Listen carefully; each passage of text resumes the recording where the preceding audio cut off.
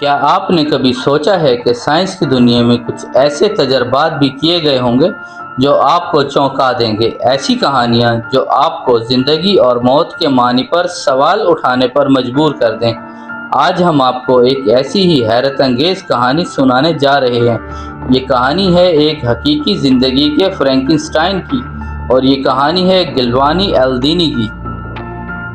Time travel T V میں خوش آمدید۔ گیوانی ایلدینی ایک ایسا سائنسدان جسے زندگی اور موت کی حدود کو سمجھنے کا شوق تھا۔ بچپن ہی سے وہ ہمیشہ اپنے ارد گرد کی چیزوں کو لے کر تجسس میں مبتلا رہتے۔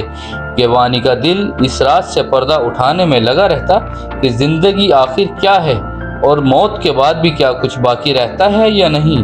ہمارے چینل کو سبسکرائب کر لیں اور بیل آئیکن کو بھی پریس کریں۔ جوانی کے دور میں ہی گیوانی ایلدینی نے اپنی تحقیق کو ایک ایسا رخ دیا جو عام سائنسدانوں کے لیے ناقابل فہم تھا۔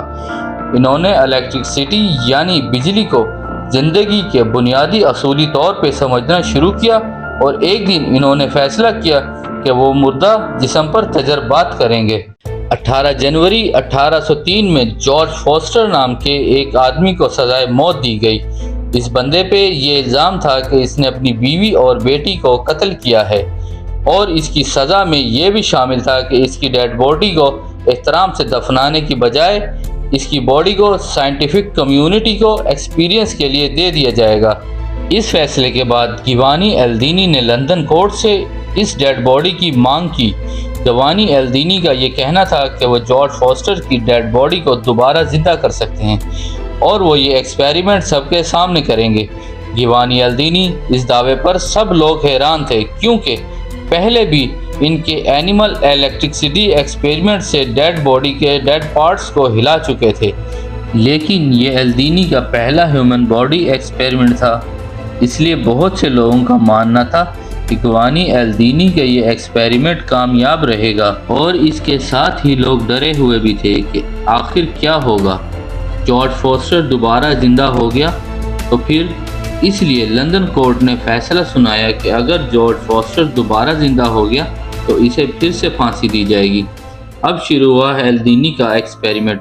جارج فوسٹر کی باڈی کو پھانسی کے فوراً بعد ہی ایلدینی کی لیب میں پہنچا دیا گیا، جہاں وہ ایکسپیریمنٹ کو لائیو دکھانے کے لیے بہت سے سائنسدان اور ڈاکٹرز اور جرنلسٹ کو انوائٹ کرتا ہے۔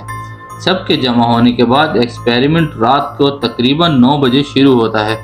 جارج فوسٹر کی باڈی کو ایلدینی کے ٹیبل پہ رکھ دیا جاتا ہے۔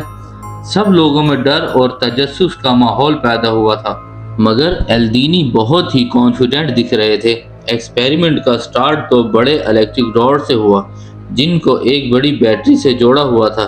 جیسے ہی ایلدینی نے فوسٹر کی ڈیڈ باڈی کے دونوں کانوں میں راڈز کو لگا دیا، اس طرح سے کرنٹ ڈیڈ باڈی کے ایک کان سے ہوتے ہوئے دماغ میں سے گزر کے دوسرے کان تک جا پہنچا۔ اس کے بعد جو ہوا، اس نے سائنس کی تاریخ کے سب سے ڈراؤنے ایکسپیریمنٹ کی بنیاد رکھی، کیونکہ الیکٹرک راڈ سے کرنٹ فلو کے کچھ سیکنڈ کے بعد ہی فوسٹر نے اپنا منہ کھولا۔ اب یہ منظر اتنا ڈراؤنا تھا کہ بہت سے لوگ ڈر کی وجہ سے چلانے لگے۔ تبھی فوسٹر کی باڈی نے آنکھیں کھولی۔ اس کے بعد فوسٹر کی پوری باڈی نے ہلنا شروع کر دیا، اور اس نے اپنے ہاتھ پاؤں تیزی سے ہلانے شروع کر دی، جیسے وہ زندہ ہو گیا ہو اور درد سے اپنے ہاتھ پاؤں مار رہا ہو۔ جس نے بھی فوسٹر کی باڈی کو اس حال میں دیکھا، وہ ڈر سے چلانے لگا۔ اس سب کے دوران مسٹر پاس بھی وہاں موجود تھے، اور یہ سب کچھ دیکھ رہے تھے۔